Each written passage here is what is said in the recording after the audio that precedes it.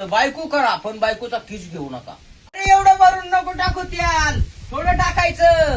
अच्छे दिन आने वाले है, तेल हम कम खाने वाले है आणि एनर्जी संपली का दवाखान्यात जाने वाले.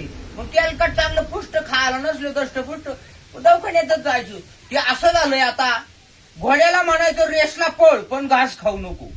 आता घोड्यानं जर नाही घास खाला तर रेसला घोडा पळन का? आणि माणसानं जर नाही तेल खाल्लं तो जगल का? लय अवघड झालंय. परत एक उदाहरण सांगतो.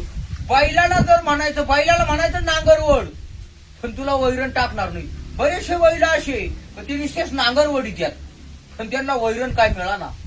बैलांच्या ध्यानात येईल ती. अरे काय आहे?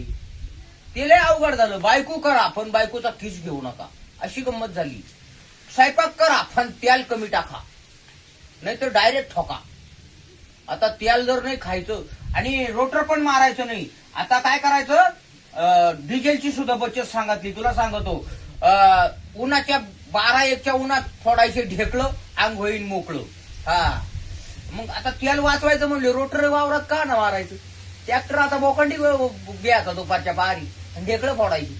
अरे काय भाऊ, जगून देते का नाही?